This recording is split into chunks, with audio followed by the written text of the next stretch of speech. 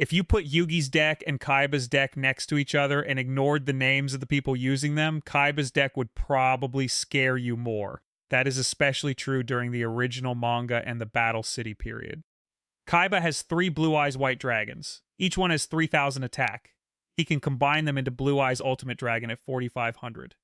His normal monsters are frequently stronger than Yugi's equivalents. Battle Ox has 1,700 attack. Lejin the Mystical Genie of the Lamp has 1,800. Vorse Raider reaches 1,900. Later, he gets Obelisk the Tormentor, a 4,000 attack Egyptian god that requires 3 monsters to summon and can turn an established field into something almost impossible to answer. And Kaiba does not simply throw large monsters onto the field and hope that they work. His deck has genuinely nasty combinations. Crush Card is probably the best example.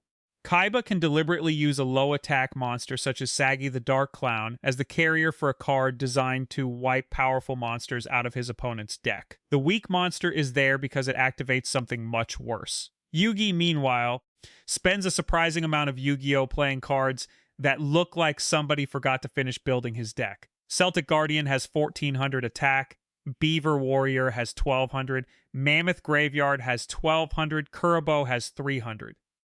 Giant Soldier of Stone has only 1,300 attack, although its 2,000 defense makes it more useful than the attack value suggests. Even Dark Magician, Yugi's signature monster, has 2,500 attack. It is an iconic card, obviously.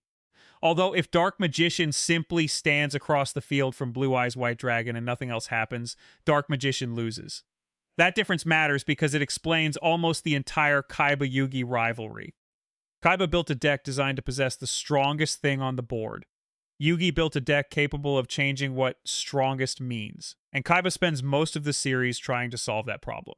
If you enjoy these longer Yu-Gi-Oh! Breakdowns, subscribe. There are a lot of strange decisions in the original series that become much more interesting once you stop treating every duel as Yugi getting lucky. The manga makes Kaiba's approach clear before Duel Monsters even becomes the main focus of Yu-Gi-Oh! There are originally 4 Blue Eyes White Dragon cards. Kaiba becomes obsessed with controlling them. He acquires 3 of them, while the 4th belongs to Yugi's grandfather, Sugoroku. After defeating Sugoroku, Kaiba tears that 4th Blue Eyes apart so nobody can ever use it against him. In the manga, his acquisition of the other copies involves coercion and ruthless methods as well. The important part for the deck discussion is that Kaiba does not want access to a powerful card. He wants monopoly over it. That is Kaiba's philosophy before he ever explains it. Find the strongest card, own it, remove every opposing copy, build around it, force the opponent to deal with something they cannot match. The first major problem with that philosophy arrives almost immediately. Kaiba has 3 Blue Eyes White Dragons. Yugi has Exodia. And Exodia is almost the perfect card to establish what will keep going wrong for Kaiba. The 5 pieces of Exodia are terrible if you judge them individually. Right arm of the Forbidden One is not beating Blue Eyes. Neither is left leg of the Forbidden One. You could spread the 5 pieces across a table beside Kaiba's 3 Blue Eyes and ask someone who barely knows the game which player looks more dangerous, and they are probably picking Kaiba. Yet Exodia completely changes the value of every card around it. Yugi does not need one monster that can overpower Blue Eyes. He needs enough time and enough cards to assemble 5 pieces that create a win condition Kaiba cannot answer through attack points. Kaiba is trying to reach the highest number. Yugi is trying to create a situation where the number stops mattering. That difference keeps returning. It would be easy to make Kaiba sound stupid here, and I do not think he is. Kaiba is one of the best duelists in the story. His deck becomes more sophisticated as the manga continues, and he understands combinations perfectly well. Crush Card alone proves that. His X, Y, and Z monsters later give him another modular strategy. Soul Exchange allows him to use opposing monsters as tribute material. He understands revival, fusion, destruction, field control, and sacrifice. His weakness comes from what all those strategies are ultimately trying to produce. Kaiba wants superiority to become visible. He wants the biggest monster. He wants control of the rarest card. He wants the opponent looking upward at something they cannot defeat. Yugi is comfortable winning from underneath. That sounds like a personality difference, because it is one, although it has a practical deck-building consequence. Yugi's cards are full of escape routes. Kuribo looks pathetic until Yugi needs to survive an attack. Multiply looks situational until Kuribo suddenly becomes a wall. Monster Reborn depends entirely on what is currently in the graveyard. which means its strength changes every duel. Polymerization becomes whatever monsters are available to fuse.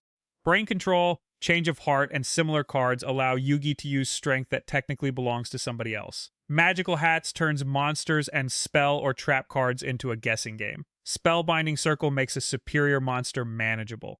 Light Force Sword attacks the opponent's hand rather than their field. Even something like Magnet Warriors has value beyond the attack numbers of Alpha, Beta, and Gamma because the three can become Valkyrian the Magna Warrior. Yugi's deck keeps asking the same question. What can I make out of what I currently have? Kaiba's deck more often asks another. How quickly can I establish the thing you cannot beat? Duelist Kingdom contains probably the purest example. Kaiba finally summons Blue Eyes Ultimate Dragon. 3 Blue Eyes White Dragons fused into a 4500 attack monster. At this stage of the story, 4500 attack is absurd. Yugi does not have a normal monster that competes with it. Dark Magician is sitting 2000 points below it. Summoned Skull is sitting 2000 points below it. Gaia the Fierce Knight is even further behind. Kaiba has achieved exactly what his deck is supposed to achieve. He has taken 3 copies of the strongest conventional monster associated with the early game and combined them into something stronger still. The correct response, according to Kaiba's understanding of power, would be for Yugi to summon something larger. Yugi does something much stranger. Kurobo becomes involved with Multiply, allowing him to survive Blue Eyes Ultimate Dragon rather than immediately trying to destroy it. He later uses Living Arrow together with Polymerization and Mammoth Graveyard to force Mammoth Graveyard onto Blue Eyes Ultimate Dragon. Under the bizarre Duelist Kingdom rules, the incompatible undead element begins rotting Kaiba's dragon from inside, taking 1200 attack away from Ultimate Dragon over time. Think about what Yugi actually used there, Kurobo. Multiply, Mammoth Graveyard, Living Arrow, Polymerization. Kaiba had Blue Eyes Ultimate Dragon. This is basically the entire rivalry compressed into one board. Kaiba successfully assembled the strongest possible monster. Yugi looked at 5 weaker cards and found an interaction that made the strongest monster slowly destroy itself. Mammoth Graveyard is especially funny because the actual card has 1200 attack and 800 defense. Nobody looking at it beside Blue Eyes Ultimate Dragon would argue that Mammoth Graveyard is stronger. Yugi never needed it to be stronger. He needed it to be useful. That is the thing Kaiba keeps chasing throughout the series. Kaiba understands card strength extremely well. Yugi understands card value. Those sound similar. They are not always the same. A 3000 attack Blue Eyes is stronger than a 300 attack Kurobo. A Kurobo that prevents you from losing the duel can still be more valuable at that exact moment. A 4500 attack Ultimate Dragon is stronger than Mammoth Graveyard. Mammoth Graveyard becoming a parasite attached to Ultimate Dragon can still be more valuable to Yugi than another 3000 attack monster would have been.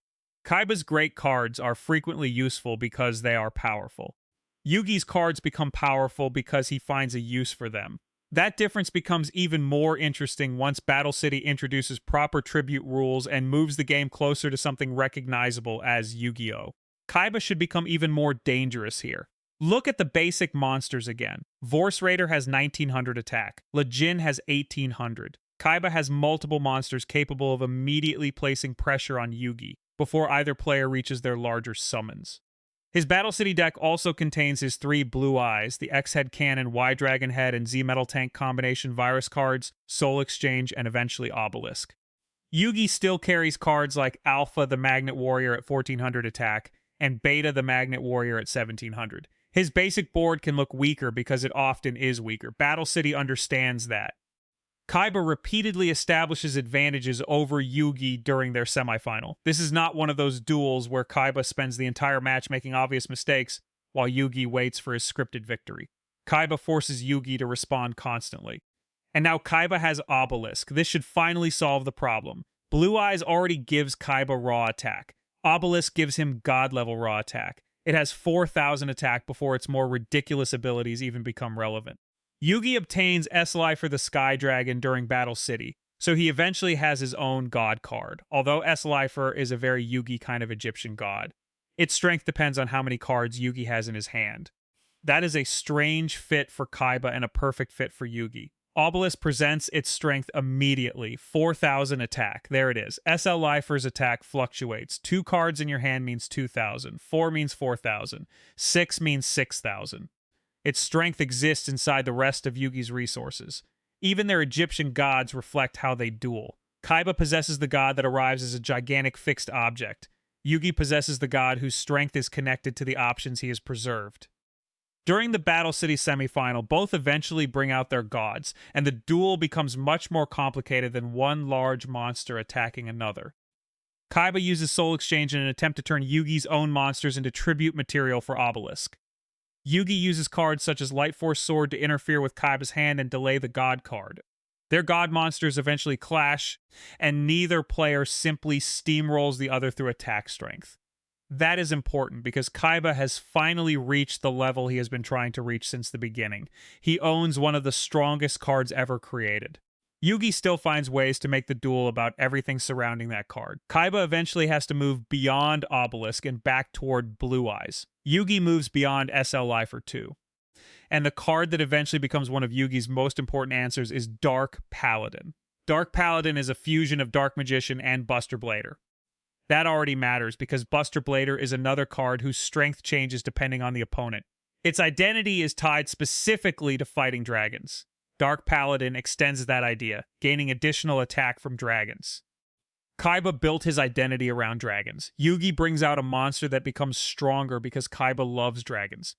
In the manga version of the Battle City duel, Yugi revives Buster Blader using Monster Reborn and uses polymerization to fuse it with Dark Magician into Dark Paladin. Again, look at where Yugi's strength is coming from. Monster Reborn. A monster in the graveyard. Dark Magician. Polymerization. Kaiba's own dragons increasing Dark Paladin's usefulness. The board itself becomes part of Yugi's deck. That is probably the cleanest answer to what Yugi had that Kaiba did not. He had access to more possibilities because he did not require every possibility to look powerful when he drew it. Kaiba's ideal hand is terrifying because it contains the pieces of Kaiba's plan. Yugi's ideal hand is difficult to identify because its value depends on the problem he is currently solving. This is also why Yugi's deck would be terrible if you copied it card for card into the real-world competitive game. People sometimes have conversations about whether Yugi or Kaiba had the better deck and judge them by actual TCG standards. Neither character is playing a sensible modern tournament deck. The original manga was developing the fictional card game while the story was being written, and the exact mechanics of many cards differ from the later physical game. So saying Yugi's deck had better synergy does not mean his pile of Celtic, Guardian, Dark Magician, Kurbo, Magnet Warriors, Buster Blader, face cards, and situational spell cards is secretly some perfectly optimized competitive list. It means Kazuki Takahashi consistently gives Yugi cards with broad narrative utility. Yugi's deck can become several different decks depending on the duel. Sometimes it is a Dark Magician deck. Sometimes it becomes a Blackluster Soldier deck. Sometimes Magnet Warriors become central. Sometimes Buster Blader becomes central. Sometimes Kurabo is somehow carrying half the match. Sometimes the entire plan becomes keeping enough cards available for SL Lifer. Sometimes Yugi steals, revives, or temporarily controls a monster that originally belonged to somebody else. Kaiba has variety too, especially as his deck develops, although everything keeps orbiting a narrower center. Blue Eyes, Power, Dragons, Destruction, Control, and beating Yugi. That last one is where Kaiba truly starts behind him. Yugi does not spend Yu-Gi-Oh! Trying to become better than Kaiba. Kaiba spends an enormous amount of Yu-Gi-Oh! Trying to become better than Yugi. That means Kaiba is always solving yesterday's problem.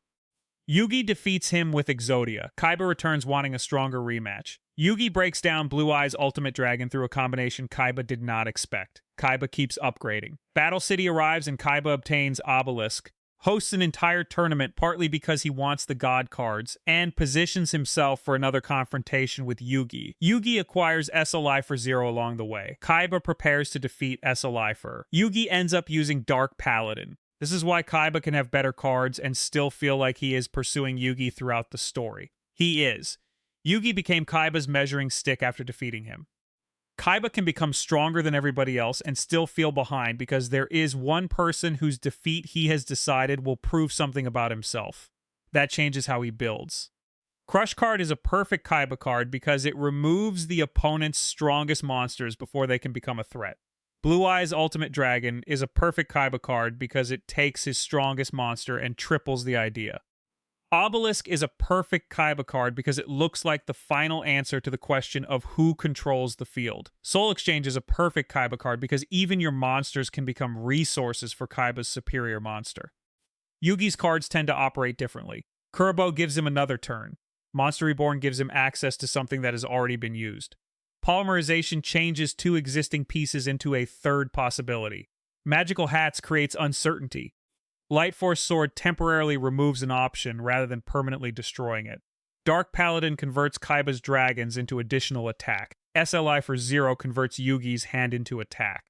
Exodia converts 5 terrible individual monsters into an automatic victory. Yugi's deck is built around conversion. That is the word I would use. He converts cards into time. He converts dead monsters into live monsters.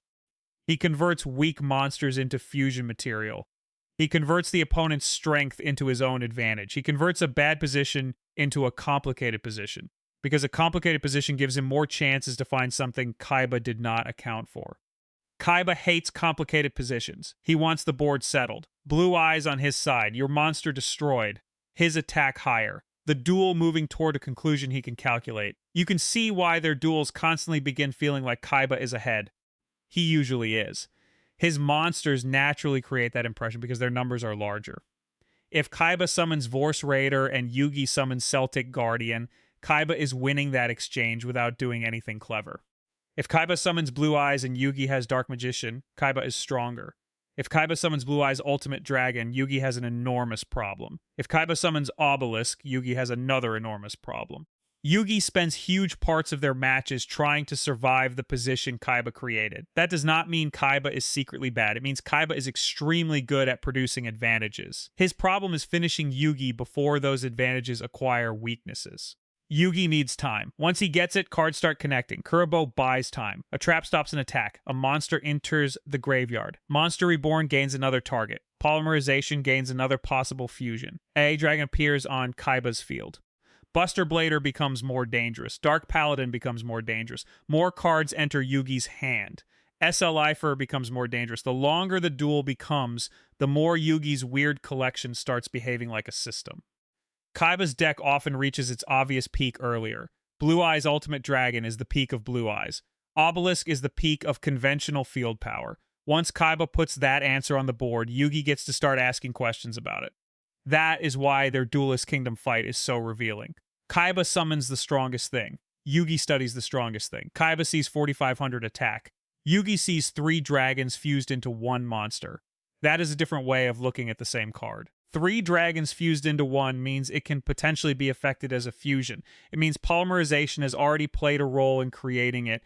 It means living Arrow might allow Yugi to interact with cards on Kaiba's side. It means Mammoth Graveyard's strange compatibility rules might matter. It means delaying the duel through Kurobo and Multiply gives the decay time to continue. Kaiba sees the finished product. Yugi keeps seeing the pieces. The manga establishes this idea long before Battle City gives the game more formal rules. It is also why Kaiba's obsession with rare cards only gets him so far. Rarity does matter in Yu-Gi-Oh! Obviously it does. The Egyptian gods are rare because they are absurd. Blue Eyes is rare because it is extremely strong. Kaiba is not imagining the advantage. He simply places more faith in scarcity than Yugi does. Kaiba's first relationship with Blue Eyes is basically ownership.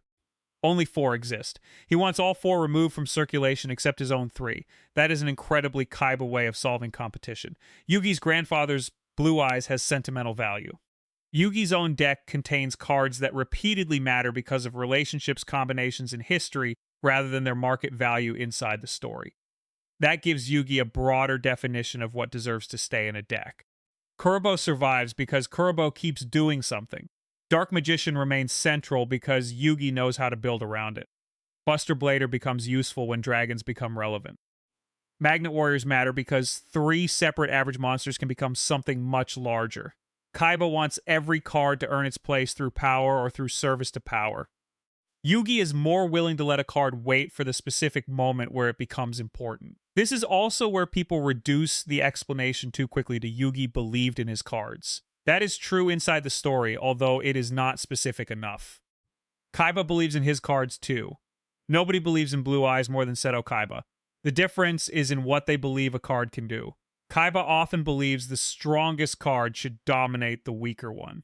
Yugi believes the weaker card can become part of a solution. That is much closer to how his duels actually work. And once you see the rivalry that way, Kaiba constantly being behind Yugi starts making more sense. Kaiba keeps increasing the ceiling. Yugi keeps increasing the number of routes he can take. Kaiba gets Blue Eyes, Yugi gets Exodia, Kaiba gets Blue Eyes Ultimate Dragon, Yugi turns Mammoth Graveyard into a weapon against it. Kaiba gets Obelisk. Yugi develops around SLI for Zero and eventually wins the Battle City semi-final through a collection of interactions that extends far beyond which Egyptian god has the larger body. Yugi defeats Kaiba and takes Obelisk as the tournament's anti-card, eventually going on to defeat Marek and acquire 01 as well. Kaiba keeps becoming stronger. The frustrating part for him is that becoming stronger never guarantees that Yugi will remain where Kaiba left him. That is why I think saying Kaiba had the stronger deck is completely reasonable. He probably did if we are discussing raw card quality. His monsters are frequently larger, his boss monsters are terrifying, his destruction tools are brutal. His win conditions are much easier to recognize. If I had to open one of their decks without knowing who would pilot it and simply judge which pile contained more individually threatening cards, I would rather see Kaiba's. But I would rather have Yugi choosing what to do with mine. Yugi's biggest advantage was never that Dark Magician was secretly better than Blue Eyes. It was not. Blue Eyes has 3,000 attack. Dark Magician has 2,500. Mammoth Graveyard was not secretly stronger than Blue Eyes Ultimate Dragon. Kurabo was not secretly a powerful monster. The Magnet Warriors were not individually terrifying. Yugi's advantage was that weak cards stayed alive as possibilities in his mind. Kaiba usually wanted to impose his plan. Yugi was willing to discover one. And that is why Kaiba always seemed to begin their rivalry one step behind even when he entered the duel with the better cards. His entire mission was based on catching somebody who had already beaten him. Every new Blue Eyes combination, every tournament, every god card, and every rematch was supposed to finally produce a board Yugi could not escape. The problem was never getting that board. Kaiba got it constantly. He summoned 3 Blue Eyes, Yugi escaped. He summoned Blue Eyes Ultimate Dragon, Yugi found a way inside it. He obtained Obelisk, Yugi survived that too. Kaiba spent the series searching for the final answer. Yugi kept proving that a duel could produce another question.